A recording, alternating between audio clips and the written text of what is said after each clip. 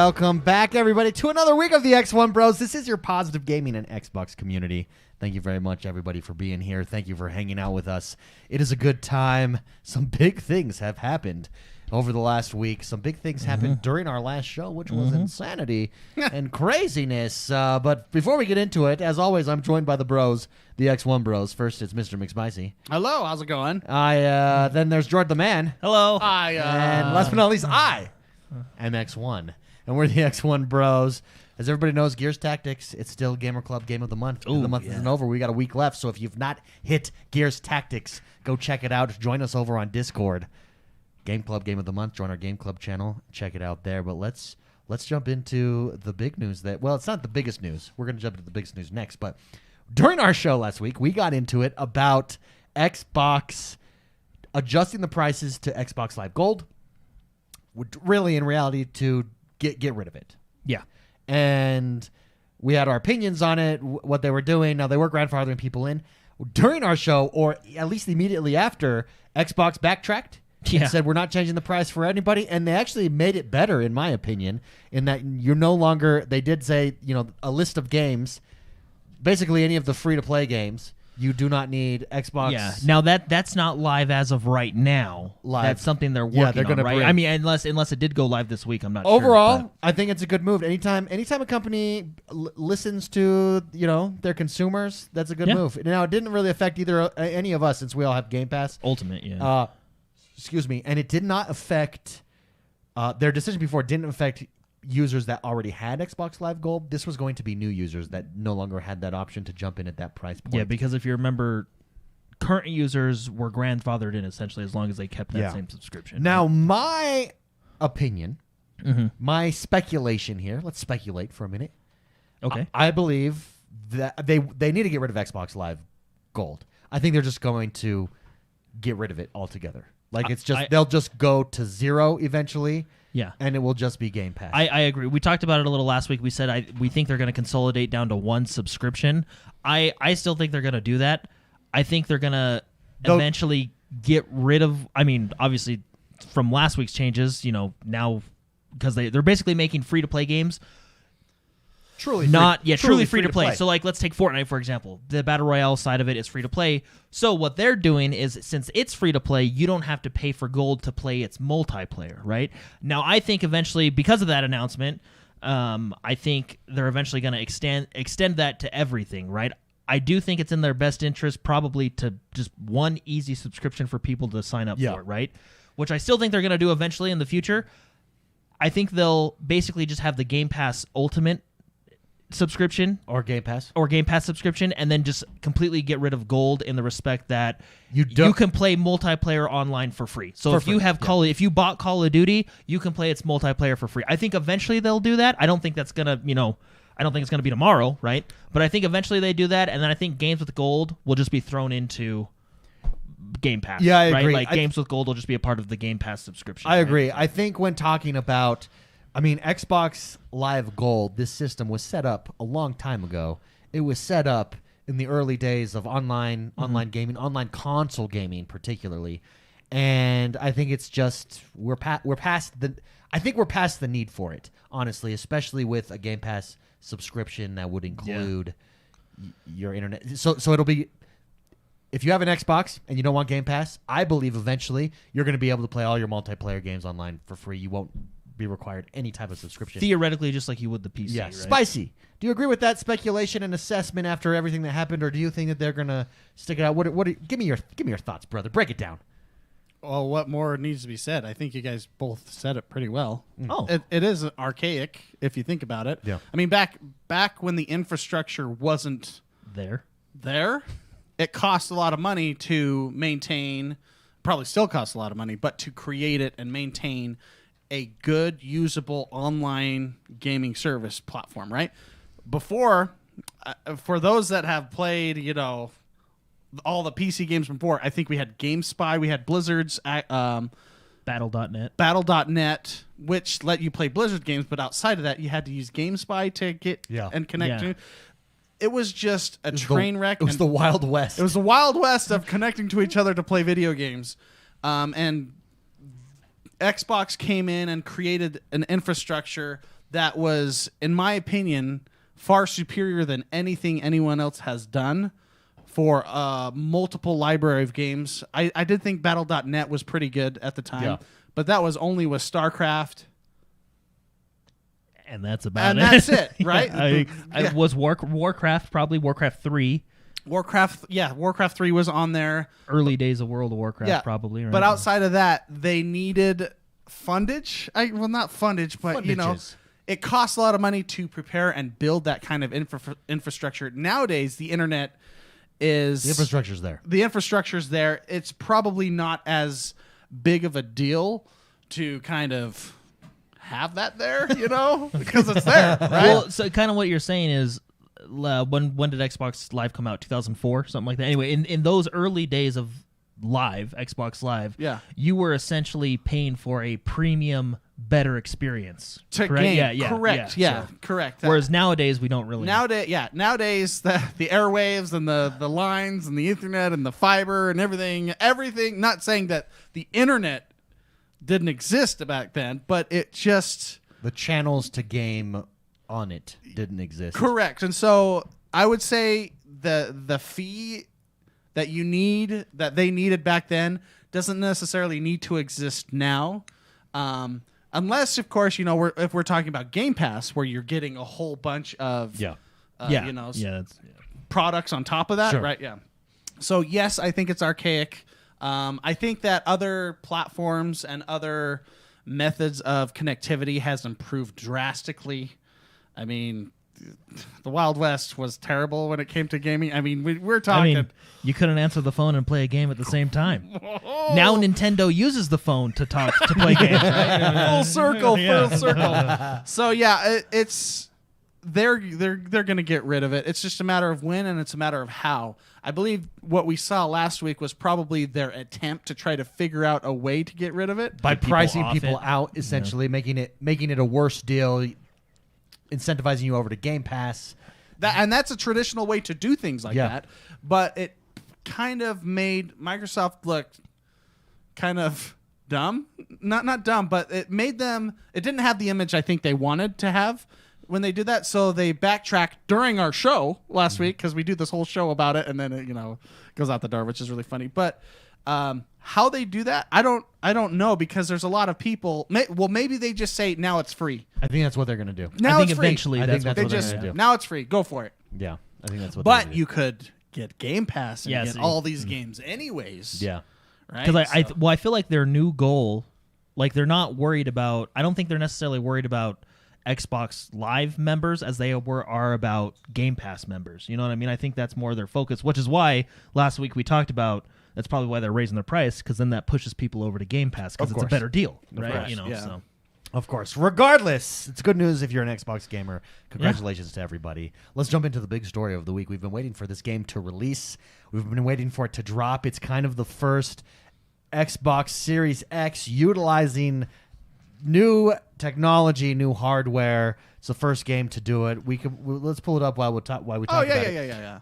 The Medium. Oh. Let's give our first impression. And this is actually this is like a full review because this game is not very long. No, it's about 5 to 8 hours. Jordan, you're 2/3 of the way through, Yeah, I think I'm a good way chunk through. I'll probably beat it by the end of the weekend easily. Okay. So. Well, give me your thoughts. Give me your impressions. Give me the breakdown of what the Medium does for you, what it's like, what your thoughts are. Go. This was most definitely a game, like, I did not expect what I got. Right? I mean, I didn't look too heavily into the game, other than I knew it was doing the rendering two worlds at once. Like, I knew the feature, right? In a good way or a bad way? Or just neither? It's just neither. It wasn't what I was expecting when I loaded it up, right? Okay. I do think this is a very unique game, and I do think this game is not for everybody. Okay. Most definitely. I think that goes hand in hand with it being unique. I think this is targeted at a very specific audience.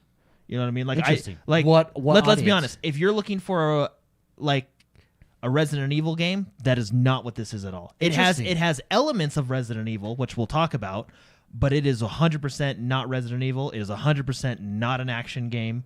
It is very story based. It is very story based, and it's very. I don't want to say slow paced, because I know some criticisms that I've seen, like some people don't like that it's so slow. I actually think it's a nice change, and I think it works because of the way they're telling their story. So is it closer? Let me ask you this then: is it closer to like a Hellblade type of where it's a puzzler? How I would say it, it's Life is Strange meets Alan Wake.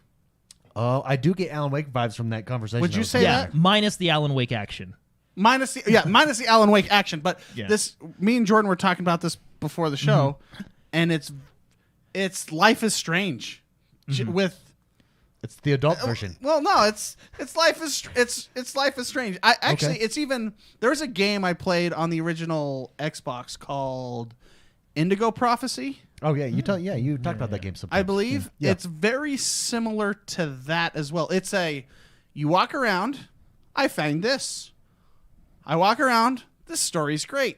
I combine this with this. I now unlock the door to go this way. Yeah. Right? And it's very, very almost point and click, a modern point and click almost. Yeah, but very deep story. And that's why I consider it to go hand in hand with like Indigo Prophecy, a little bit of Alan Wake, and a little bit of what's that game? The photography. I just said it. Life is Strange. Life is Strange. Yeah. It's like that. Yeah. I didn't mean to interrupt. No, you're fine. Look at this. Well, look at this. See, and this is not what was advertised. Well, this wasn't the perception that we had. Well, no. So, like, for example, it has. Well, we talked about Resident Evil because I, to be honest, I was expecting not Resident Evil, but kind of more like that.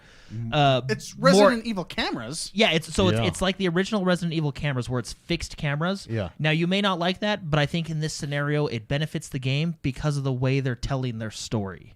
Okay. Right. I think if the fixed camera fits.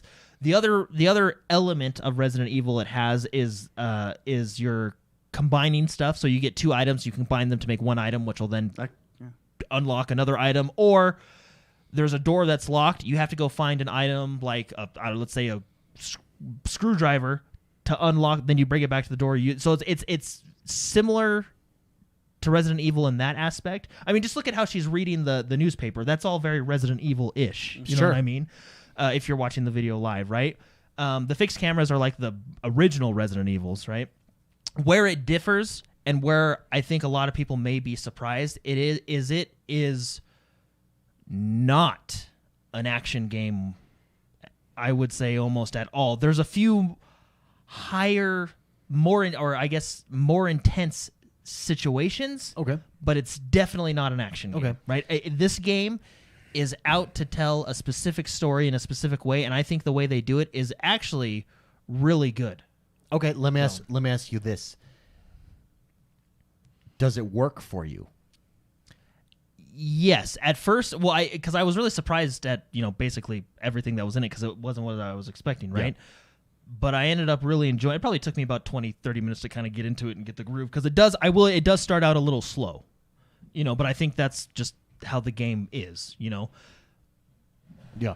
When they get to the first, which is actually not too far in, but when they get to the first, the main feature of the game, the dual world, right? You do it throughout the whole game. When they get to the very first one, it's just kind of an introduction of it. And what they do is, I was under the impression, and again, I didn't look too much into this game. I just knew this feature was available, so maybe they did tell us about this. But what they do is they split the screen, so you're shown both worlds at the same time.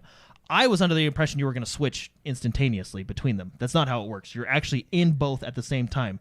And it's unique in the respect that as you're doing things, she's doing things in both worlds. Like, she's stuck in the physical world doing stuff, but she's also in the spirit world. Like the Ethereum world. Yeah, she's the medium. Yeah, she's the medium, right? She's in between. Now, what's really interesting is there's certain scenarios that happen with this split-screen perspective, and it's really unique to see her character react, because the characters mirror each other, because what she does in one world, she does in the other, right? So if she raises her right hand in the regular world, she does it in the spirit world as well. So it's really interesting to watch her. She's doing something in the spirit world, let's say during a cutscene. It's really interesting to watch her mimic that same thing in the real world. It's a very unique situation, and it was kind of weird at first, but it's unique. It's the best way I can say it. It sounds cool. I think it's actually weird on purpose. Yeah. Because if they just they use different camera angles on both sides, and if they were the same camera, it would not make you feel odd.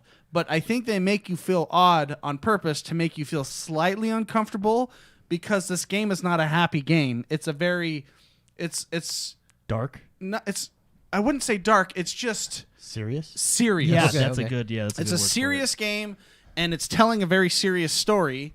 And so they try to put you off kilter a little bit, and that's why the camera angles are slightly different on both sides. It kind of gives a really unique vibe to how you play it. it. That's the best word for it. Unique. It's a unique. Well, situation. having you in both worlds at the same time, that's clear. That's why clearly it's on the Series X. In fact, I tried to download it on my Scorpio, and it's on Game Pass.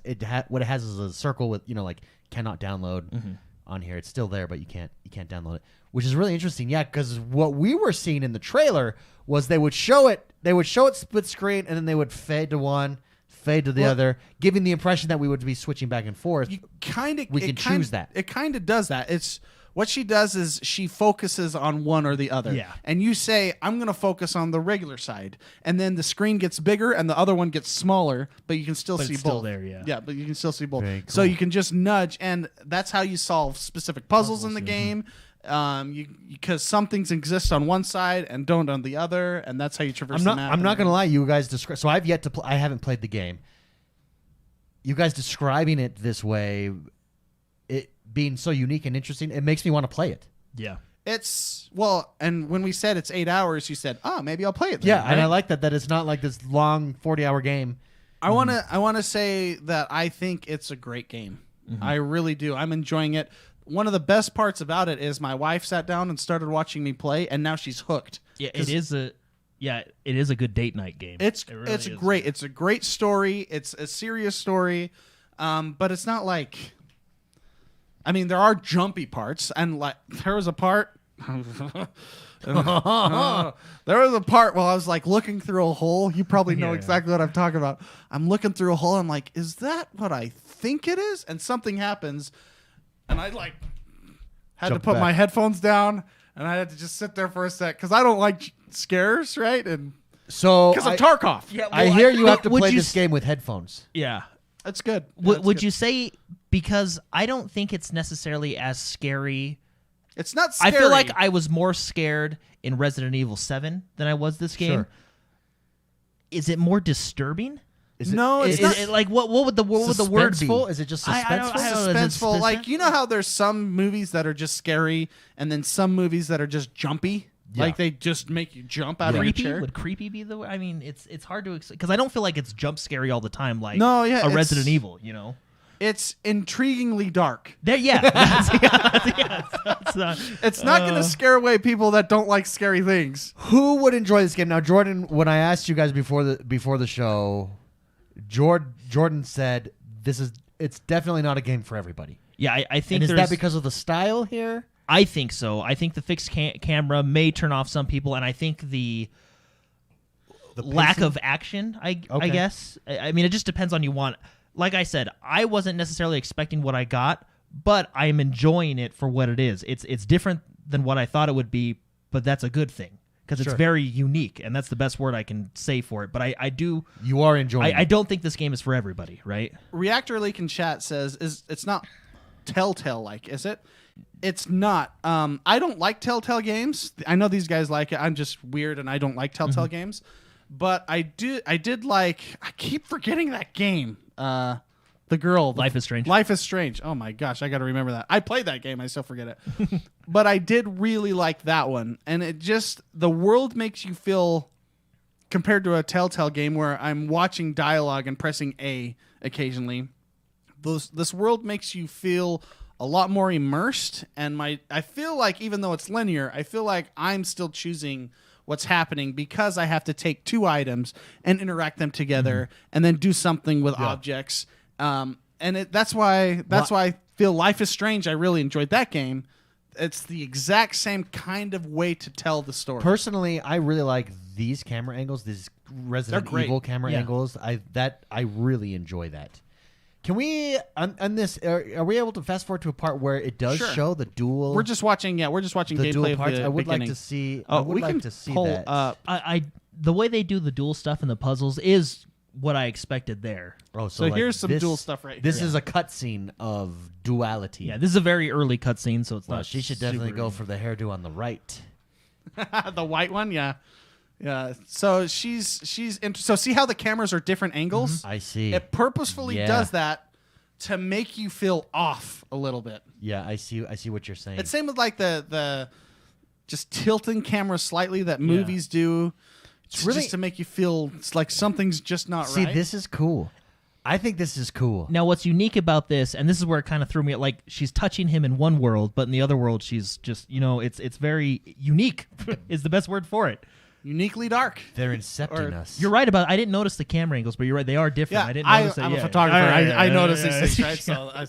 So- But that they do that on purpose just to make you feel like something's off. You don't know what it is, but now you know what it is. Yeah, well, and it's kind of cool because it gives you can see that it's cool. It's unique. Interesting. So overall, recommend the game. Not recommend the game. Spicy. It's on Game Pass. It's on Game Pass. I just get it. And even if you don't think you'd enjoy it, if you have a significant other, then you want to just pop some popcorn and just think of it like a Netflix miniseries. Just hop in. This dude is creepy. He's actually a really nice guy. The whole side of his head is bashed Well, in. because you'll find out. why. Okay. So Okay. But yeah, it's just I actually think he's based off a real world person. And I will tell you We'll later. get shut down if we say who it is. So, but anyway, it's Okay. pretty funny. Yeah. Finish your thought though, Spicy. Pop some popcorn. Netflix experience. it's a great just sit back and enjoy an interesting story told in a very interesting way. The fact that it's on Game Pass, I think everybody can just, even if you didn't think you'd enjoy a game like this, download it, try it. You'll be done in 5 to 8 hours. Yeah. And it's a great game. You can just check off the list and enjoy a great story. I think Yeah. I think everybody should give it a shot if you have Game Pass. Jordan. Yeah, no, I agree. If you have Game Pass, even if you end up not finishing it or not liking it, it's at least a unique experience that I think you should go through. If you have Game Pass, for sure, just download it. I only think it's like 20 gigs, too. It's not very big of a game, so it'll fit on your box with Warzone and everything. If you don't have Game Pass, I think it's $49.99, which is $10 cheaper than normal. At that point, you'll have to, weigh whether you want it or not. But for sure, if you have Game Pass, the unique, it's definitely worth experiencing. You're like, look, experiencing. Now that's cool. That's first person view. Yeah. So see and how it one shifts. Yeah, That's see how really one's cool. bigger, See yeah. how one was bigger and one was Yeah. smaller because she's focused on one side than the other, right? So But for sure, if you have Game Pass, like I said, even if you don't like the game, I think it's worth experiencing the uniqueness of their gameplay features here. Absolutely. So. It does look unique. It does look cool. There you go, guys. And see, this is totally, if you're watching the stream live, how she's examining the phone, totally kind of a Resident Evil type thing to do. You know what I mean? It's very... It's an amalgamation There of you a go. bunch of games. There you go. That's the medium, everybody. Again, it is on Game Pass. It is the first Xbox Series S X type of game out there. So make sure you check that out if you haven't yet. That's our thoughts. Tell us whether you agree with them, disagree with them. I'm enjoying it a lot. I think It's really fun. I like it. Next thing, before we get to, we have an Elder Scrolls story. Before we get to that, I do want to talk real quick, just quickly, about Halo. Halo devs came out and announced that they are going, this is a Halo Infinite 343, have monthly developer updates from here on out until the release of Halo Infinite.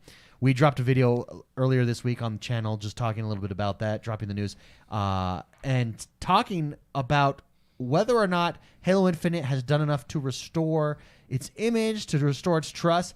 I would like to submit to you guys that I feel like they've done good enough job that I'm rehyped or becoming rehyped for Halo Infinite dropping this fall. I do think they're restoring trust in, and I don't want to overblow it. I don't think that they super lost trust, but it made us skeptical. Like, oh no, what is this? Is this going to be a disappointment? But I feel like they're making right moves here and getting me excited again for this game. Jordan, as our resident Halo expert, what are your thoughts? No, I like it. I enjoy. How do I explain this? I like updates. Yeah. Updates are good. It's kind of like other games do with their dev diaries or even Cyberpunk with their Night City Wire type things. They do, one a month or one every other month just to kind of give you a little bit like, hey, here's another feature worth putting in, or here's where we're at, here's some more concept art. It is important to say, and I do think they were smart when they said this, when they came out about their monthly updates. They were very specific and said, hey, We are not dropping bombshells. We are just giving you bits of information. That was smart. And that's it. Just letting you know how things are going. Yeah, we're good. Not dropping new trailers. We're not, like they were very specific. Like, and I think that because in the past, you remember the like the showcases they had where people got overhyped and it turned into disappointment types. I think they're just protecting themselves from that, right? Spicy thoughts, real quick here on Halo Infinite. Are they making the right moves? Have they done enough for you to be re-excited for this game? Were you ever not excited for the game? What are your thoughts overall on the Halo Infinite saga? Well, I'm excited to play another Halo game. Sure. I actually feel like I'm different. You've cooled off a little on this game? I've never really cared. Like, it's a game another game that's been delayed, which is disappointing, but I want a game delayed if it's not ready. Mm-hmm. As Cyberpunk has taught us. As many games have taught us. Yeah. That I mean, even the Master Chief Collection is a great example of something that could have been just phenomenal. And it is phenomenal now, but at launch, it was essentially broken. It was their phenomenal. key component, the key reason people were buying the Master Chief Collection. Yeah. So I mean, I don't know. I wasn't offended. I think maybe what offends people is the fact that they said things 2 weeks previous, 1 week previous, and then it wasn't that way. It was more the way they handled it, probably. That's what was upsetting to me is how they handled the game, saying that it's coming. It was sure a little bit of a fiasco. Maybe I'm just so mentally aloof that I just another game's delayed. I hope it's going to be ready when it releases. Yeah. I'm excited for it. I love Halo. I love Master Chief. I love the whole story. So I don't know. Maybe I'm not the guy to say, are you rebounding from all your fury? I wasn't mad. Yeah. I was just How do you feel about the monthly updates or the updates? Transparency's great. Yeah. I think a lot more companies should probably do that, especially if they forget to play test it on the previous generation consoles. Maybe they should have just said, this is what it's going to look like. Maybe we shouldn't release it on the old hardware. The transparency would have probably fixed that. This is true. So did I see a headline that the new Cyberpunk update broke it? Yeah, you're always. Or was that just me reading headlines that were trying to get clicks? I think what happened. So the new update, I haven't played it since the new update because I beat it before Christmas or just after Christmas. So I haven't played the new update yet. I think what I saw is the new update downgraded a lot of stuff on the older consoles, like graphics and stuff like that, just to get it running properly. Oh, I see. So, and I know there was things that it did break. So, yeah. Just your typical update. Fixes one problem, introduces 3 new problems. So, do you think we could have had that game delayed another year to get it all fixed? Well, that's how big and ambitious of a game this is. Well, like we said when it launched, if you have a high-end PC or the newer consoles, you can at least play the game and enjoy it for what it is at that point, even though it still has a lot of bugs and issues with it. But I think all those bugs and issues, I'm just talking about on the newer stuff, so not even the old consoles. Let's just talk about PS5, Series X, and PC. All the bugs on those systems, I think they could have taken another 6 months to fix it. Yeah. That being, I think I said it. That being said, I was excited that I could finally play the game, and I did enjoy it for what it was. You enjoyed it thoroughly. I think Mark said it best. For every good thing that game did, there was one bad thing holding it back. Usually, some type of bug or something like that. Yeah. Did I see another thing about that with this new update? Maybe this is just headline. I need to click in and actually read the article. Yeah, but I had a clickbait headlines, man. That you can no longer have sex with Keanu.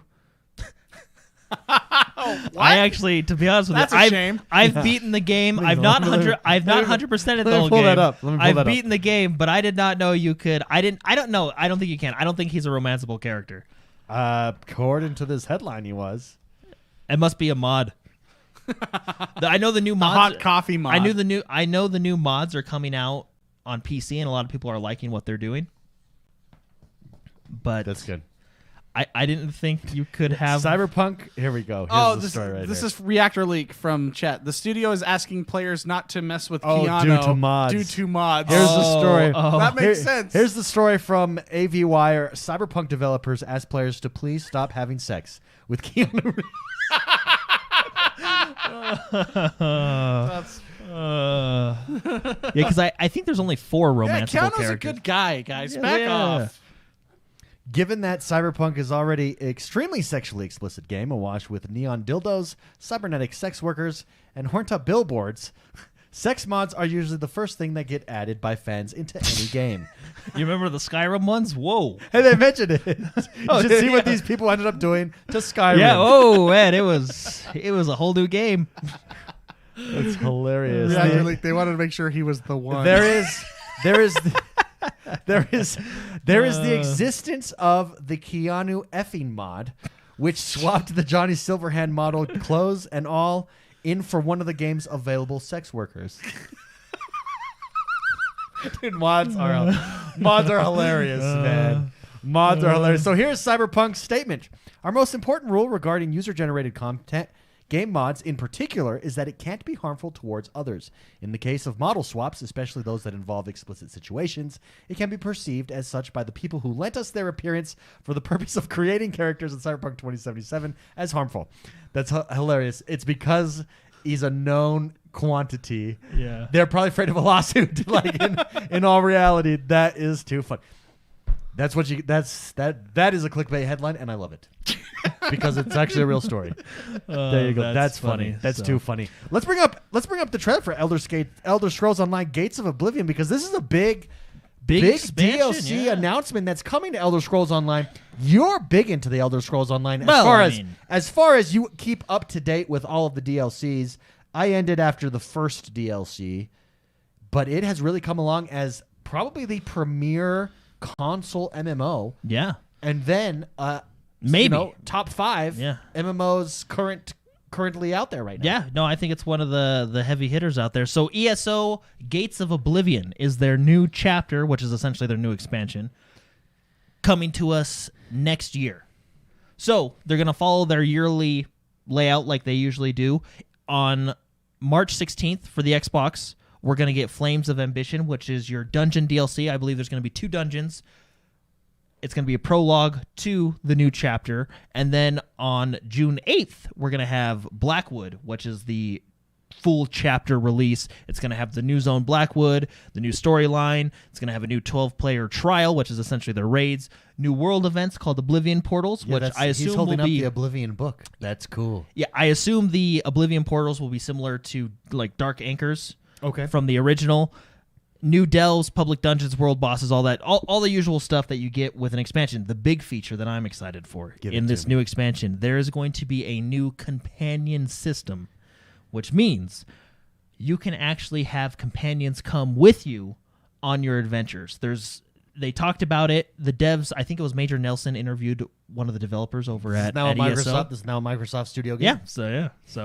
So he talked about having companions in the game with you. You can unlock a quest in the new expansion that gets you your companion. You can then bring those companions with you. Now, what's really cool about the companions is you'll be able to specifically, this is what he said in the interview, you'll be able to specifically tell them, hey, you're going to be a tank character, you're going to be a healing character, you're going to be a DPS character. Use these abilities at these times. They're Dragon Aging it. Yeah, I don't know how in-depth it'll be, but that's what it sounded like. Also, what's cool is the more you use your companion, again, this is what it sounds like when at least based on the interview. The more you use your companion, you build up the reputation with them, for lack of a better word, and it'll unlock more quests concerning their story. So very, very cool. Very cool stuff. So basically kind of like companions from Fallout and Skyrim, Let me ask you stuff this. like Does that. any other MMO have a companion feature as described here? Not one that I've played, right? I'm just basing it off of like World of Warcraft, Final Fantasy Online. The big one. The big ones. They don't really have companions. They usually have like pets that can follow you around type thing. What do you think it's an interesting enough of a mechanic to get me back into this game and trying it out. Well, what's cool is depending on how they do the mechanic, that can be a whole nother grinding, leveling system. Do you level up your companions? Did I say mechanic? I meant companion. Yeah. Mechanic. I mean, maybe your companion can be your mechanic. I don't know. Anyway, so if you level them up or quest with them, can you do unlock can you do dungeons by yourself with your companions? So anything you can do solo in the game, I assume you can do with oh man, look at this dude. That's the big bad. Oh, Anything you do solo in the game, I assume you can do with your companion, like delves, public dungeons, stuff like that. Once you get into the 5-man dungeons, I doubt that your companion will be able to come in with you. Maybe, I don't know. We'll see how it works. Because if you think about it, if you have a 5-man or what is it, 4-man dungeons in ESO, 4 plus 4 companions, that's 8 players. You just switch all those guys to DPS, you'd probably be able to cheese the dungeon. You know what I mean? So I don't think you'd be able to do it in there or the trials, which are their raids. But I believe anything you can do solo in the game, you'll be able to bring your companion. So. In chat says, grinding your companions, isn't that marriage? Is that why you were? That was why I was laughing. Funny. And funny. you didn't. What it was funny, you didn't realize you said what you said. Yeah. Spicy, give me your thoughts on this mechanic coming to ESO. Is this a mechanic that would get you back into one of these games? Because to me, that's super appealing. Anything that gives me the option to play by myself while not playing by myself. If that makes sense. I'm bringing along companions. I get to level them up. It's why I loved the first Dragon Age. You get to determine how they act, when they act, where they act, what style of play they are. Mm-hmm. Spicy, give me your thoughts on this mechanic here coming to ESO Gates of Oblivion, Blackwood. I mean, if it's the same system as Dragon Age had, I loved that system, right? Where you could set up this, do this, and this. When this happens, do this, right? Is that generally what it's going to be? So they talked about, they didn't go in how in depth it would be. I doubt it'll be that in depth. Yeah, I doubt it'll be Dragon Age 1 in depthness because that was perfect. I mean, that was beautiful. Loved it. Yeah. They did say you can choose tank, healer, DPS, and I thought, I'll go back and watch the interview, I thought they talked about using certain abilities and stuff like that. So setting them up. Well, so it's kind of like Diablo where you can say, or like you have a companion and you can say, just be more defensive, just be more offensive, be more support. Is that basically what it is? And it may be like that. They did talk about that because they said you can do support or support tank DPS. You can make them be more, whatever you want. Be lean a specific towards role. that. You have that triangle. Lean towards whatever. Yeah. It sounded like to me you can also tell them to do specific things. Which would be really cool. That's now more Dragon Age. We'll see. I mean, maybe I heard it wrong or listened to it wrong or just I created my own excitement. But it would be cool if we could tell them to use certain abilities at certain times. Spicy, give me your thoughts. I love it when Jordan creates his own excitement. Yeah, It's great. I usually end up buying a game I never play. I think adding features like this is awesome. Will it get me back into this game? I think what gets me into these games is when my friends start playing them especially again. in an MMO. Yeah. Especially in an MMO. MMOs are tough games to get into because you look at them and you go, how many hours, hundreds of hours. Can I commit to this? Correct. MMOs are big. Whereas like a game like The Medium, it's fantastic. It's 8 hours. We're done. You know, I can just bang that out. So MMOs are complicated on purpose. They're long on purpose. They're grindy on purpose. Will a feature like this bring me into this game again? Probably not, but I'm glad that they're doing it. And I think generating excitement is great for players that consistently play this game. Mm-hmm. I think it would be awesome if I was consistently playing this game to be like, oh, that's going to be awesome. I'm going to have companions like in Diablo and like in other games where I can, rely on them and not necessarily need to worry too much about having people play with me when they're at work. Yeah. Mm-hmm. That they're basically, from what I get out of this, they're basically trying to make it more single player friendly. Well, ESO, the criticism and what people liked, so it would depend on what side of the fence you sat, especially the original one, was that it didn't feel as MMO-ish as it should. It was very single player centric. And they've slowly tried to move away from that, but bringing this feature in, I think, kind of underscores that you'd be playing this more by yourself. I just think it's cool. It might be fun for a party too. Let's say you go into one of these public events, right? Or a very hard quest. It'll be fun. We each have a companion. Yeah, we each have a have It'll be fun. So now and it's we'll have to see how it works. Three. If you're in a party, does your companion disappear? I like it. Jordan, David, this is Steve. Tyrone is over there. Jared's over there. This is Jared. Everybody, here's my companion. That's Companions, say hello. Well, see, that's the big question because I don't know this. Maybe someone else knows and can let us know. When is it gonna be like when I'm in the game, I'm playing by myself. I have my companion out. We're killing bears or boars or whatever. Right? We're doing our fetch quests. Then David and Mark jump in. We all join a party, and my companion goes, "Oh, your real friends are here. I'll be back at town," and hop out. You know what I mean? Is it going to be it going to be something like that, or is it going to be, "Hey, we're all in a group. Here's like you said, here's Steve. Hey, here's Sarah. There's Jerry. Jerry's over there. Say hi, Jerry. I have him send us support right now." Yeah. Let's go kill that big monster with us three plus now our companions that we can set as certain roles, right? That would be But what I am excited for is, even if it is just single player or by yourself stuff, is how many companions will there be? And this is a feature where you can continuously add new companions. How good are their stories going to be?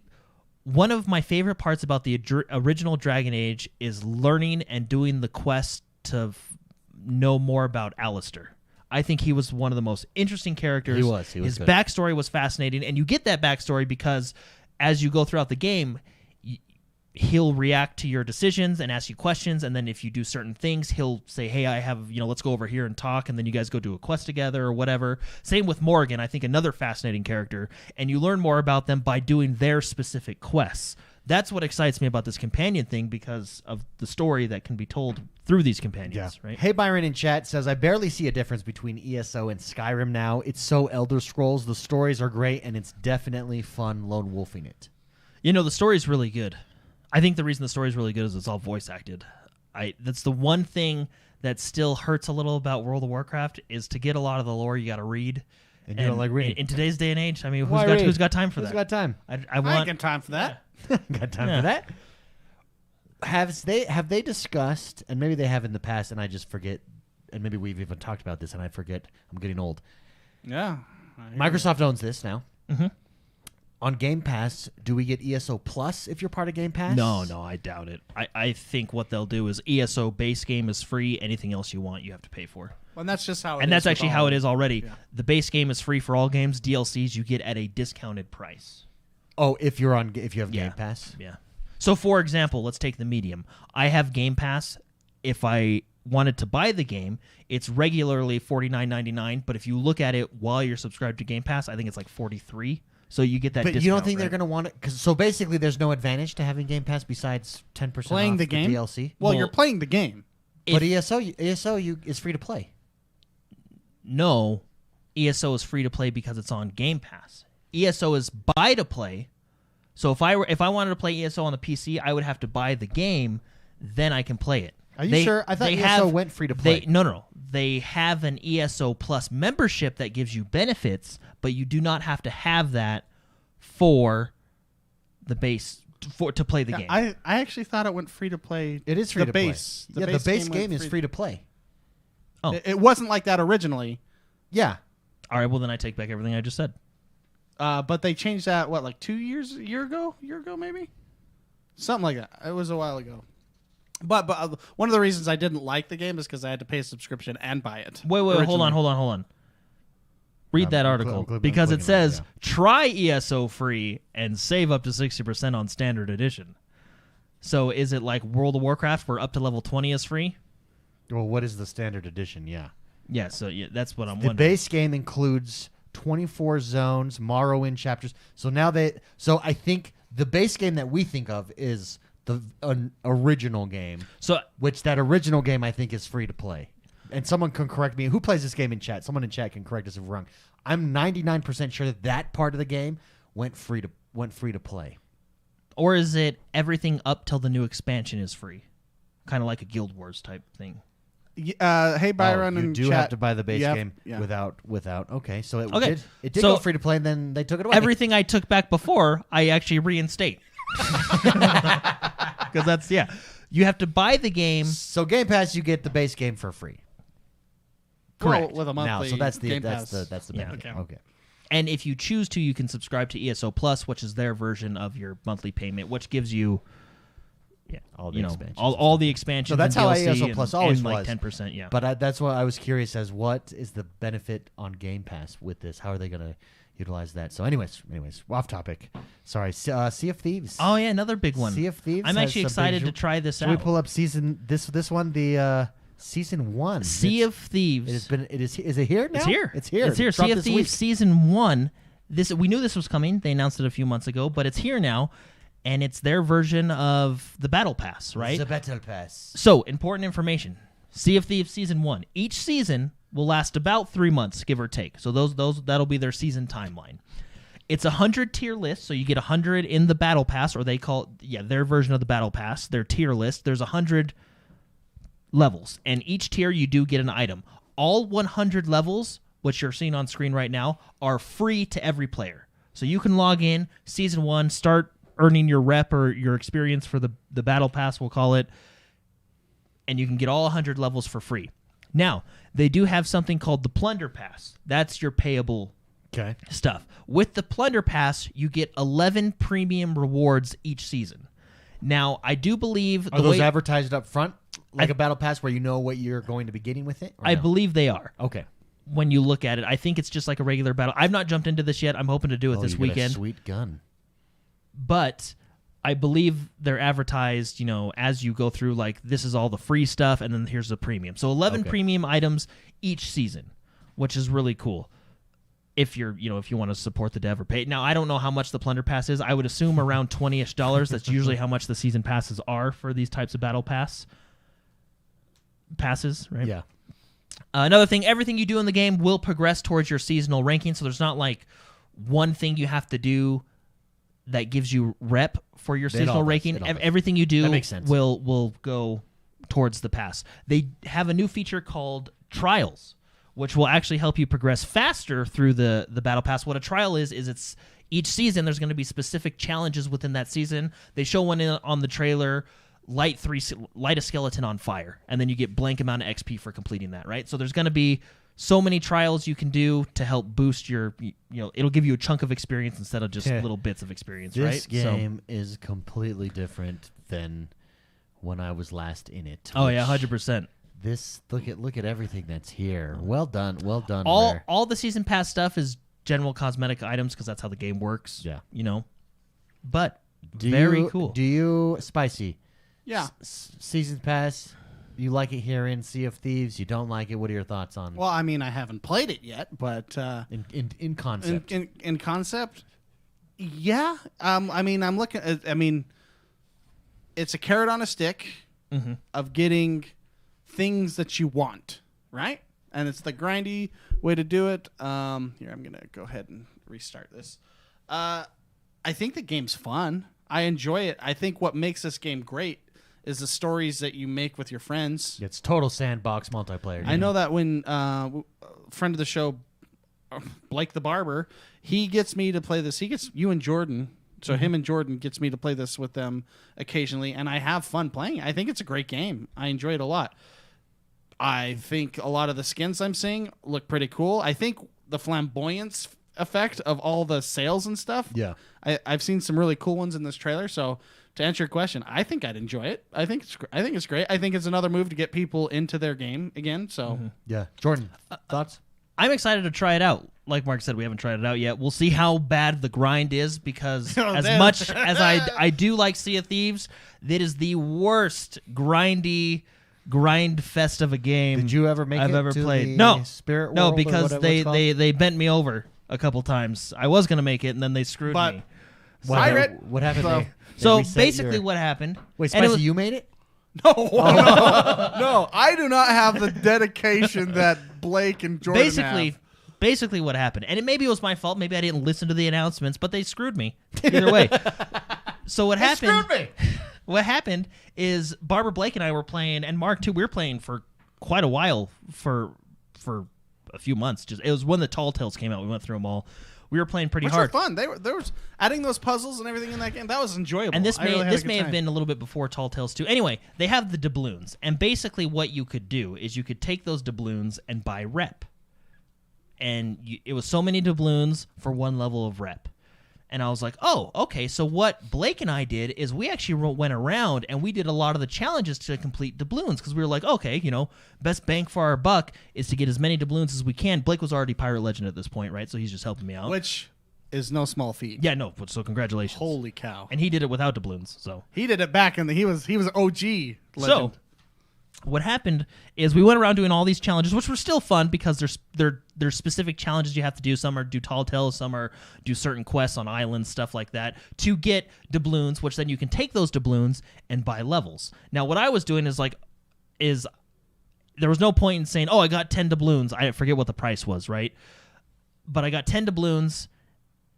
I didn't want to go back to an island every time I got doubloons and just buy a level because it's a waste of time. Sure. So I would save all my doubloons, and I was like, okay, I need 300 and something to get this level maxed, and then I had it all worked out to how much I needed to max out each level. He had the envelope system that some people do. They put cash in the envelope. This is for gas money. And you only spend that money.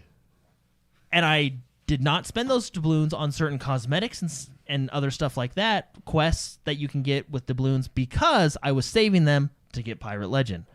And by the way, even though it's quicker than just regularly grinding through doing the other quests to get Pirate Legend, it still is a grind. So I finally get enough.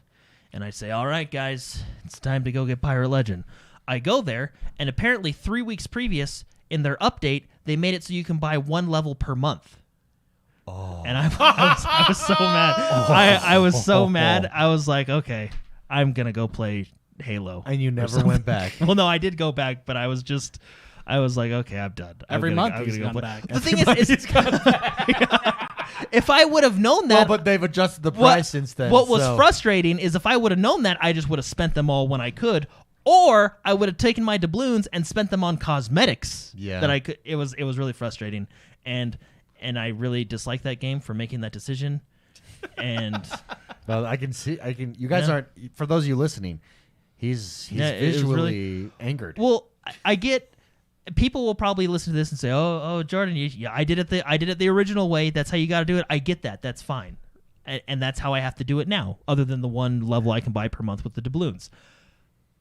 But you got his hopes up. Doing the doubloons, you got his hopes up. You can't just go get 400 doubloons in one play session. It's still a grind. He was expecting no limit poker. Yeah, it was limit. It's still limit. A grind. Everything in this game is a grind. The doubloon grind at the time was a lesser grind than doing it through the regular questing, but it was still a ridiculous grind. This game, if you have access to the Spirit Cave, or I apologize, I don't know, I don't even remember what it's called, and someone's yelling the at Hall of Fame or whatever. Yeah, that is respect. It is because this game you're looking takes time. You see those cells, right? You get the legendary cells and stuff. You look at that and you go, that guy spent 2 years of his life. That guy was dedicated. Another thing to mention is during each season, Pirate Legends will get specific rewards as well, is what they talked about. If you're a Pirate Legend, you do get specific rewards for being a Pirate Legend. Wow. During each season, which is great. Well, that makes sense. That they would benefit you for having that high level. I'm almost a Pirate Legend. I have all my reps minus some of the new ones in the middle 40s. I think 44 is my lowest. So I'm almost there, but they hosed me. So, well, there you go. Let's before we get to questions, let's just go over a new month is this next week. So let's go over what we're going to be seeing with Games of Gold, which eventually we think is going to go away. Well, or at least be put into Game Pass or something like that. February Games with Gold. Some big ones. Yeah, so let's start with the, I guess, lesser ones. Lost Planet 2 on the Xbox 360. Yeah, who cares? Very cool. Who cares? So that's a backward compatibility game from the Xbox 360 from the OG Xbox, Indiana Jones and the Emperor's Tomb. Also, I don't care. Okay, all right. I was waiting for it. Yeah, then we're getting into Xbox One and X games. Dendera Trials of Fear Edition. I honestly just don't know that game. It might be really good. I don't know that game. Well, you can get to know it with Games with Gold. The next two, though. Resident Evil. Now, this is the original Resident Evil. I believe it's the remastered version. OG, baby. Which is very cool. And that is worth, make sure you go download that one. That's worth getting, which is very cool. The really big one, which surprised me as well, even though it is already on Game Pass, Gears 5 on Games with Gold. Big one. So if you don't have Game Pass and you do have Gold, that's a really good one to download. It absolutely is. That brings us to the last segment of our show. You want me to do a... This is the segment where we take your questions. Taking a sec. Sorry. Make sure There it is. There it is. Hey. That one took a second. In order to submit your questions, you can do so each and every single week over on YouTube, youtube.com/X1Bros. Head to the community tab, and all of our members have access to the mail sack that drops every week. Welcome home. Wrote in. I don't know what the last. Sorry, welcome home. Welcome home is in the house. Welcome home says, "Hey, bros. I hope everyone is doing well. I have 2 non-video game questions tonight. My son is 16, and we are joined playing D&D. All right. I was thinking about getting a couple of tabletop games for us to play. I was looking into Kingdom Death Monster and Primal the Awakening. Primal the Awakening is on Kickstarter. Do you guys have a favorite tabletop game? Also, what tabletop games would you recommend? Thanks for your help. Have a fun and safe weekend of gaming." Let's start with Spicy. Yeah. Favorite tabletop games that you would recommend for them to try Well, out? I like this game. We don't play it anymore. But if everyone watching live can see this back shelf that I have, that's X-Wing miniatures. Yeah, it's fun. That's a really fun one. You just need a table. It's literally... It's Welcome Home Sanitarium. Thank you very much. I was looking at, and I wanted to say Santa. But I was like, that's not right. Sanitarium.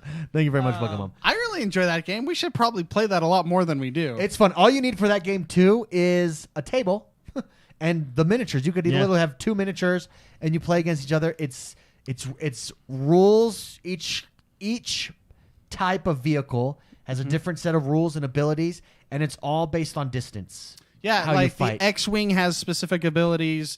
The Slave One, which is Boba Fett's plane ship, has specific abilities. The Millennium Falcon is a tank. That thing is awesome because it can shoot all directions. Yeah, it's an omnidirectional cannon, and it's a tank.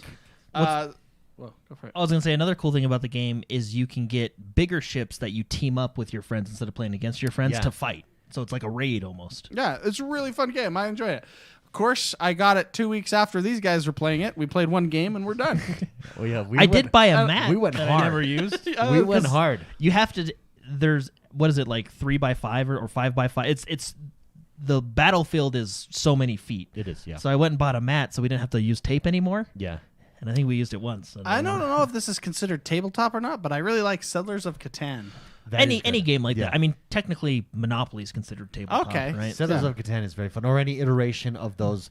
What's fun there is the strategy of decisions. Okay, do I go economy? Do I go what resources do I go for and try to capture? Do I trade? Do I go for cards? Do I build up? Any that's really fun. And of course D&D, I love that. You are a D&D.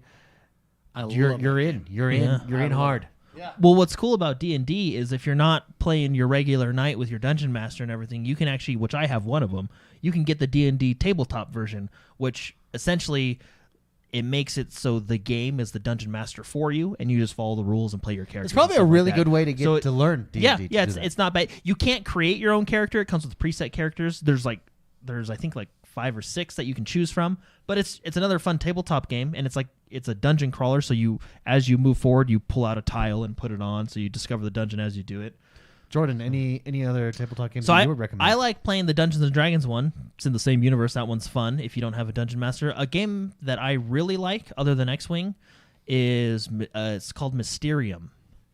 It's basically That one's good. It's basically the best way to describe it is Clue on steroids. It's like Clue for adults. Yeah. Well, I would say Clues for adults too. Yeah. Yeah, maybe. Another fun one, if they would fix the rules, would be HeroClix. But the problem is No. they don't fix the rules. No, because of people like David. the over rules. there. That's what I'm saying. The rules. Well, no, what I hear HeroClix is Wait a very minute. You're telling me that I could spend $50 and just get that one overpowered piece in that glass right there, and I can kill all my friends easily yeah. without even. Okay, here's $50. I want to win. basically that's what I hated that guy. And then we'd go in. Slaghorn. and then we're it was playing. the Pacific Rim character. Yeah, Slaghorn. What happened is Jordan. It's like 1-on-1-on-1, and they finally team up and get me. We even try to double team this mofo. They get me down to 0, but there's an ability that he just has another life. His entire life. He has more health than all of us combined, and he still has another life. And you still do damage. And they didn't know it until they hit me down, and then bloop. Guys, guess what? I don't think we've played that game since. Yeah, I think that was the last time we played that game. HeroClix is what HeroClix is there's these little miniatures. Here, I have them. It's like a miniature game. And they click at the bottom, they're life points. Yeah. And they have different maps like and stuff that you can play on. It's a very cool concept. It is flawed, in my opinion. Now, if you like HeroClix, I like it too. I like it a lot. It was pretty big for a while. I don't know how big it is. Yeah, this one's probably super strong too. So here it is, everybody. For those of you not as strong as Slaghorn, but it's these little things, and then you click their life, and that's how it changes as you go down. It changes their attack, their special abilities, the whole shot. The problem is that rule book. The amount of if they simplified this game, it would be brilliant. They need to do what Magic did, where Magic, and it's basically what Hearthstone does too. Every 2 years, there's essentially not a new set of rules, but new mechanics that are now the current standard. Well, there's just two in HeroClix. There's just too many. There was a It's lot. like, wait, so this character has seance ability. And at the time, does anybody know what seance ability does? Let's look it up. At the time, it was actually really. It may not be now, but at the time we were playing, it was actually really difficult to find a rule book. So I remember we finally found one, printed it out via 7 different websites, and actually stapled it together as a rule book and figured it out. It's one of those games where we're sitting there like, okay, I'm going to attack Mark's character. And wait, can you do that? Wait, can you do that? I don't know. Let's find out. I think you're actually describing Dungeons and Dragons right now. It is. And Mark would be like, well, my character has this. And we'd be like, well, we don't know what that does. Well, the rules on page 7 say this. And then someone else would pipe in, yeah, but on page 8, it says this. You're pretty much describing Dungeons and Dragons. Oh, yeah. Like, I have like 7 books of the rules right behind me. Yeah, but Dungeons and Dragons, you have someone who's like the arbiter in that game. It's like, this is how it goes because I'm in charge. There's no referee. So that fixes it. But in HeroClix, it's if they simplified that game, it would be it is a really fun tabletop game. That game is simplified. It's called checkers. The pieces move. Because they have the licenses for tons of movies, tons of superhero stuff. I wonder how popular it still is. Yeah, I don't know. I don't know at all. I'm getting into... Well, what was cool about that game, before you go on, is the fact that you could have... any character in any universe fight any other character in any universe. It was so almost... you could have Pacific Rim characters fighting Marvel characters, right? Yeah. You could have the X-Men take on Batman and his crew. Yeah, they had everything. That's what was so fun. Well, then the idea was cool that you build a team and it's almost like a chess match. It is, because you have so many points. Everyone says, okay, we have 20 points. And then each character has a different point value. like action which points. Which is obviously incredibly skewed. So literally, they had teams, and I had like one. Yeah. There's my 120 point. Well, the problem is the way we balanced that, because we looked up online and they were just set point values for your matches. So we play a match. We'll do a 50-point value, right? So then you pick lower end characters. But David's character that he just spent $50 on was like, well, I don't want to play him like that, So we're like, okay, 100-point values, which means we could have 3 to 4 characters. But he had one big character, and it was just overpowered. I was the boss fight. I was the boss fight. Technically had multiple ones, because when you'd kill it, it wouldn't die. Well, and it had a full click. So I think a full circle is like 24 hits. So it was 48 hits. Yeah. Reactor Leak says Imperial Assault is supposedly a good one as well. Bought for $50 recently, but have yet to play. As far as tabletop, Psychotic in chat says Warhammer has 2 versions of a tabletop game, but it's very expensive. But he enjoys that one. Welcome home, Sanitarium. Thank you very much. Great question. Tabletop games fun. Is IRL gaming. That's so funny though. After you won your 5th game with that character, I think that's when we were like, let's move on to a different game. Well, I think like Jono was still into it. I think that's when we got into X-Wing. Well, I stopped because I started getting like other characters. I had a whole box of them. But you would never play with them. Well, no, but I spent $50 on this guy because he wins. The rules are just... Yeah, I should actually look up and see if that guy's like worth something.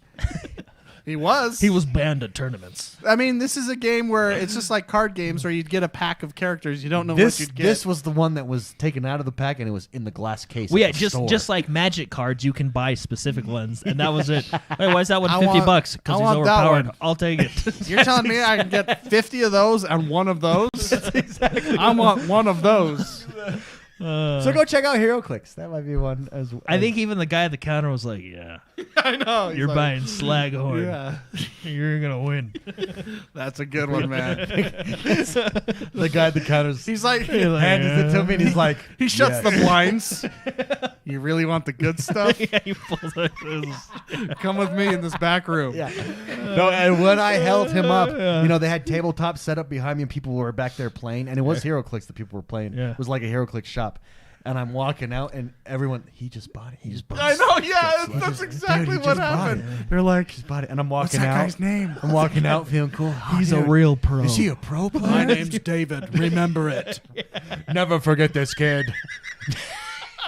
That's how it was. Stay in school, kid. Stay in Someday school. you'll have liquidable funds to blow it on one character on One- a HeroClix game. One day you'll be an adult and we'll have to hide funds from your wife in order to buy this HeroClix like I did. But stay in school. I don't know who that guy was, but what a badass. I want to be him someday. Yeah. I was like strutting out the store. It's totally how it is when you're a kid too. Whoa. I've been looking at that for months. He got Slaghorn. Billy, look at him. Who is that guy? Little did they know I went home and got slapped around for, you bought what? It was how much? Yeah, but look, I'm 5-0. Look at these guys won't even play with me anymore because that's so good. But honey, I win now. Neil Dodsworth writes in, and he says, so I just picked up a Series S with the aim of doing some long postponed game development and maybe side loading some stuff. Very cool. Neil Dodsworth. He says, RetroArch and my one legal arcade ROM jump to mind. Developer mode costs about $18 US. This is a bargain, especially when linked with a free copy of Visual Studio. Do you think Microsoft should publicize this more? You get to develop Xbox game with a minimum of stress. This is a huge advantage over Sony, he says. I think they probably do advertise it just in... Not to the general gamer not to market, the general yeah. public. Like, if you're a designer, I would wonder. But regardless, I mean, essentially for $250, you can develop games. That's awesome. Is that with the dev kit box that they give you? Well, yeah, free copy of Visual Studio. Well, yeah, that's the software. Yeah. Isn't there dev boxes that they actually give that give you different debugging tools and stuff Oh, like maybe. that? I wonder. They gave you that originally when the box before it was out, but I don't know if they give it anymore, need it? right? Do Yeah, you I guess need you it? don't really need it anymore. Well, he says yeah. Developer mode, so maybe Xboxes you- have developer mode built into them now. Yeah, and that's what you pay for, which I assume is a monthly fee, right? Or is that $18 flat rate? I think it's flat rate. That's actually fascinating. It's smart 18 move. bucks? It's a I smart might just move. do that just because it's $18. Yeah. And then you can load RetroArch on it, which I know a lot of people have been doing, and that's the arcade emulator. Why'd you laugh? That's just. Well, Sorry, no, I mean, just look at that face. No, I was thinking of things in my head. Yeah. Are you gonna go get another Pacific Question: Rim Do you Hero? think Microsoft should advertise this more? My answer: absolutely. Yeah, I think why not? I think anytime you can brain hack the world and to bring in crazy cool content to your platform, absolutely, Yeah. absolutely.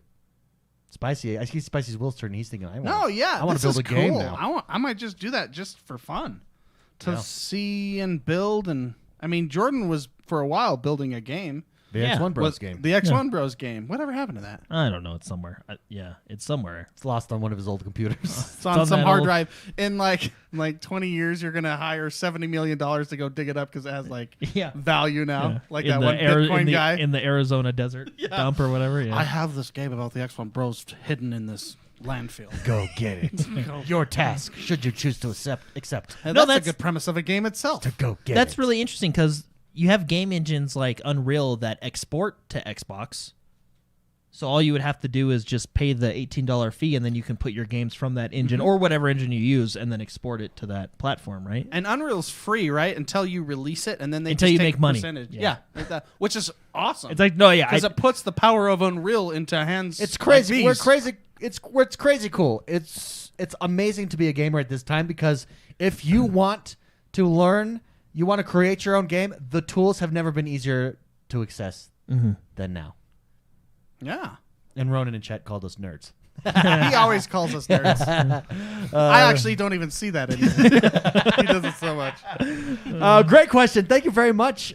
Well, for letting us know that because we actually didn't know that. Neil Dodgeworth. Answer: yes, they do need to advertise that more. I mean, at least it's only. I didn't know it was only $18. Yeah, that's the. I wonder if so. What my brain was thinking when you said that when they pay for dev mode and then they upload RetroArch to play retro games or the arcade games. I wonder if the reason they don't advertise it is because as soon as you do that, it's much easier to mod your box. Yeah, to do retro like the old mod boxes. You know, That's a good point. That's a good Yeah, point. I don't know. Regardless, that's why I was like, hey, that's why I'm doing it. Yeah. Wait a minute. It's for building games.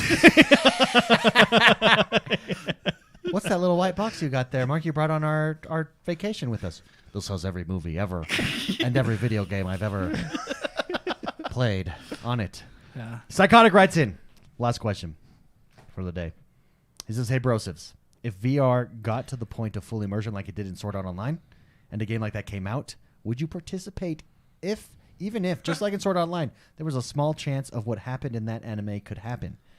Keep up the great content and podcasts coming. Thank you very much, Psychotic. So for those of you that don't know, in Sword Art Online, an evil dude, it's VR, you drop into the world, think Ready Player One, you're in there, your whole body is experiencing it in this virtual world. An evil dude takes it over and starts killing off people, and you cannot escape. Well, he traps them in the game Traps and them. says you have to beat the game to get out, but if you die in the game, you die in You real die in It's essentially real the life. Matrix. Yeah. Would you play the game if that was a chance of happening? Mr. McSpicy. You're going right to me? Going right to you, baby. Guess. It depends how good the graphics are. I mean, it's full immersion. I mean, is there HDR? It's full dive. It's the full dive. A full dive yeah. suit? He's ready for a full dive. Full dive gear? I mean, yeah. Well, what kind of Imagine combat we talking about here? any kind you want. I mean, if it's really good, I'm probably going to play it. Yeah. That's cool. Yeah, I live pretty You live on the hardcore. edge. Jordan. Yeah, watch yourself. I'd play it hands down. I feel like I would actually be Kirito. For those of you that don't know, Yeah. Watch the show. You know who Kirito I would is be? the- I would be the is the main blacksmith guy. You know? Yeah, the one I'd at be the the one like, store. hey, I'm just here to have a good time. I'm here to have some weapons. you want to know who I would be? I'd be the dude that has the cabin that just fishes. yeah. I'd be the fishing guy. That's it. Hey, come over to me. I'm just. What are you doing in this game? There's this whole world with dungeons and weapons Yeah, and, I'm fishing. and money. I'm here in the woods fishing. No, he was going after the legendary The fish legendary fish. We're doing Which he legendary needed fish. Kirito's help to did. get. He because did. of the cooking skill or something like that. Yeah, it was a team effort. Well, and his strength. Didn't his Yeah, strength have to... fit, yeah. I think anybody that plays video games would probably take a chance because can you imagine what that would be like? That would be like when the wind blows, you feel it. Yeah. When you eat food, you feel it. What if your hunger is? What if we're in a game right now? But it's the Matrix. That's Yeah. we're in a simulation. That's what a lot of people think. Deja vu. Deja vu, right there. It's a glitch in the system. Yeah. Yeah, that's a cool question. Yeah, we'd all take a chance. Oh, why not? Why not? I guess worst case scenario, we die, but we could have that happen in real life too. Yeah, on the way to the store. While playing a video game. YOLO. Great question. Thank you very much, everybody, for writing in. Again, youtube.com/X1Bros. Hit that community tab. You can submit a question. We try to pick the best ones. We try to get to all of them, but sometimes we just can't. There's too many submitted. But submit them for a chance to have your question answered each and every single week here. Thank you very much again, everybody, for submitting. That does us for the week. The Medium. Highly recommended as a date night game. You want to know what games I'm getting into? Yeah. NFT games, dude. I'm buying. They're called COGs. It's POGs. It's digital POGs. Cogs. NFT. So NFT is blockchain gaming. Yeah. You own this digital item. It's blowing my mind. There's some crazy stuff there. Do you like with Pogs? Do you be like? Do you have the hammer or slammer? can't use that you slammer. can't You use can't that use that slammer. slammer. That's outdated. That's not regulation size. I don't care if your dad made it out of pure steel. So the cool thing about NFT, it stands for non-fungible token, is it's so when you open up a pack and you're like bloom and you're like, oh, I got this super rare. It's yours. You own it. And you can turn around and sell it. You can play with it. You can use it. I think that's where the future of gaming is going eventually. Sure. I think Blizzard could make so much money entering that realm, and you just have to house it all in your game. It's super Any easy. game developer can make a lot of money doing it. Any game developer could, absolutely. The first one that does it on a mass appeal it's game over money wise. What's going to happen? Was it Street Fighter, the one that you showed us? Street Fighter is big name that's coming out doing it. Rick and Morty is doing some stuff. Actually, the founder, the creators of Rick and Morty, they sold a physical doodle for like $15,000 on eBay, and then they put up the NFT, so the digital version of it with a token. So it's one of a kind, like doesn't exist anywhere else, and it's verifiable.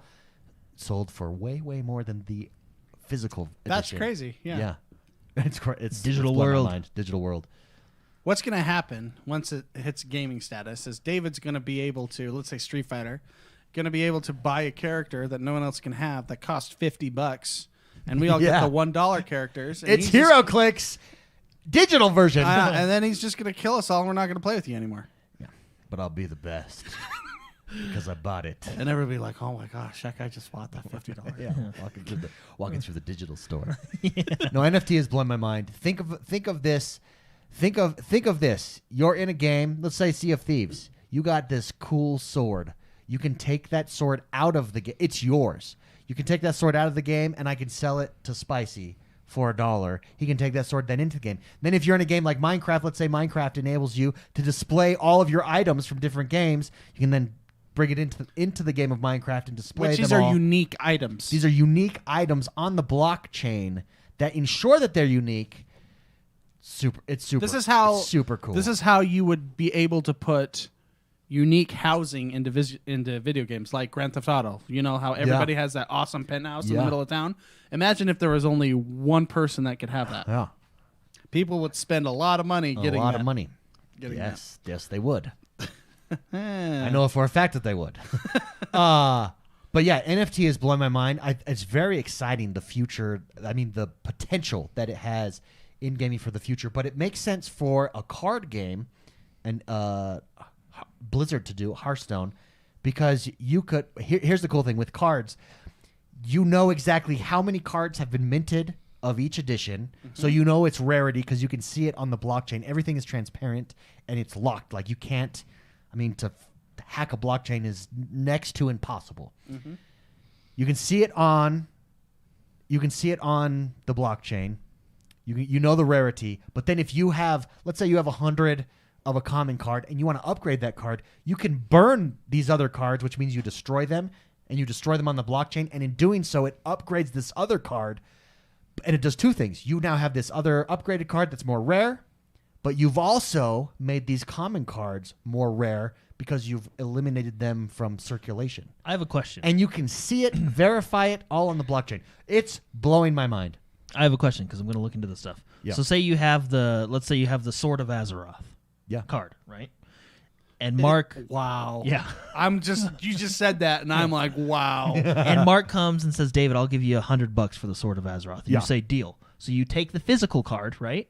Is it a physical card or is it? No. Okay. That's where I was confused. digital. Because I was saying, well, when you give Mark the card, how does the system know The that he has transaction it? takes place. He gives it to me. So the transaction takes place in that blockchain you were talking about. Yeah, so it's like and eBay. it's a record. It's like eBay. It's like a public record that David was the first one that ever had this. The Sword of Azeroth. Then I sold it. And he sold it to me. Now I'm the only one that has this, and everybody can see. It's like, you know how you watch that one show, Pawn Stars, and they're like, well, it's not authenticated. I don't know where it came from. Yeah. Imagine if it was impossible to forge those authentication things, and you always knew that it was authentic and it was unhackable. And it's public, so you can it's always public. you can always Okay, search no, it and see.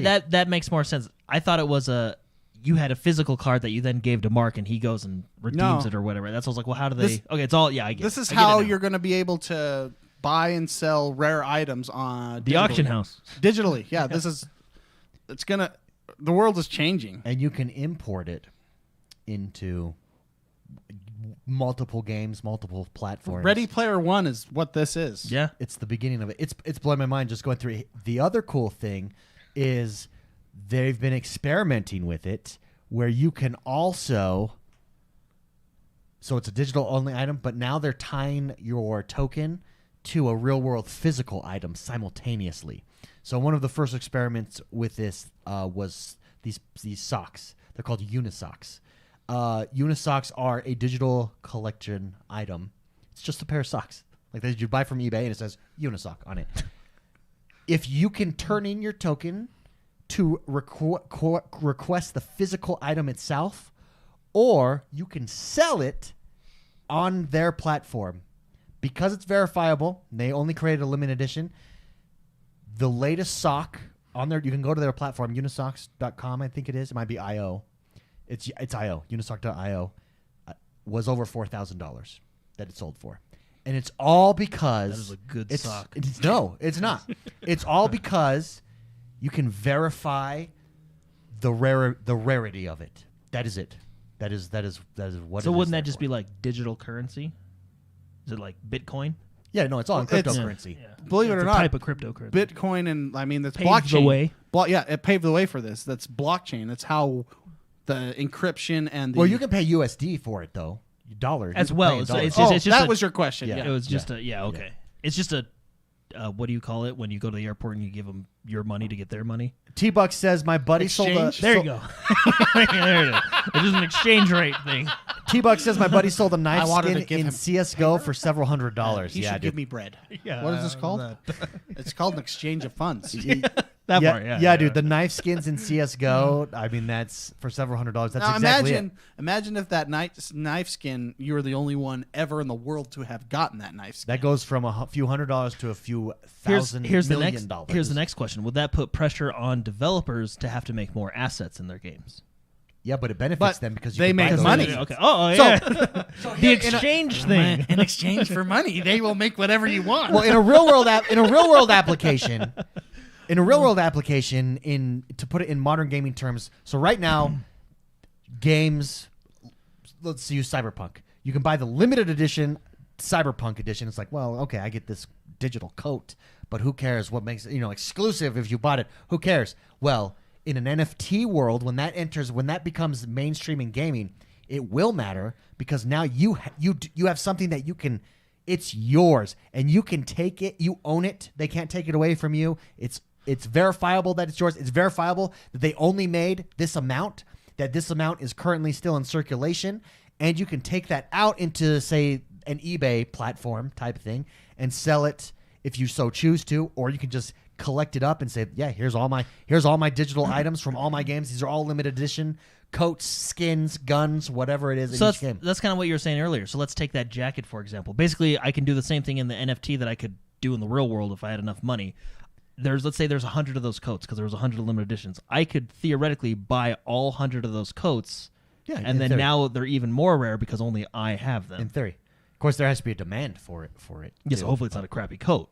Yeah, but in theory. Yeah, depends on who It's made the super coat. cool. And Yeah, who made the the more coat? that I die, the deeper I go down this rabbit hole, the more you see the potential, and the more you see big names jumping into it. Collector cards, for instance, Topps sells their collector's cards. There's NBA cards being sold on their net right now that are going. They're crushing it. They're going NBA shots is what they're called. They're going for thousands. Something like a Because of the card, way though, you can doesn't do it. have more. Well, I guess not, because we just proved with the Rick and Morty thing it doesn't. I was going to say, like, with an NBA card, wouldn't the physical card have more value than Well, a no. So digital what they card? do is like a common card is just a picture. A rare card has like a sheen to it that's animated. The rarest card is an animation of your player like dunking the ball and doing crazy things, and maybe it turns in 3D. And remember, as this well. can't be replicated. Yeah, There's yeah. only Well, so one. it's just like a rare card in real life. There's only so many of them. Yeah, it's super cool. It's blowing my mind. I'll show you afterwards. I got a bunch of NFTs that I've Yeah. purchased. It's the HeroClix thing where my wife doesn't know. So We won't tell I her. have secret NFT funds. Fair enough. that I've NFT money. been spending. Chief Wiggum does this one last minute question here. Does the medium have ray tracing enabled? Yes. Wow. Yeah. Quick Hey, answer. Yes, it does. I don't know the difference of ray tracing on Series S to Series X. Digital Foundry actually does a really good video where they break down some of the ray tracing, and I don't know what type of ray tracing it is because there's different types of ray tracing that you can do. But on the Series X, I know there is ray tracing, a type of ray tracing enabled. Digital Foundry does a really good video on it, and they talk about the difference between the X and the S. Yeah. I don't know what the difference in ray tracing is between the X and the S, but I know the Xbox Series X does have a version of ray tracing enabled on that game. Yeah. There you go. That does us, everybody, for this week. Thank you for tuning in. Thank you for joining us. It has been another great time, a great week. Don't forget to head over to iTunes, rate, review, and subscribe to us there. It really helps out the show. Come follow us on YouTube if you haven't yet. Subscribe, hit the notification bell, be informed when we go live, when we stream. Love you guys. Have a great week. We'll see you over on Xbox. I'm walking away from so far.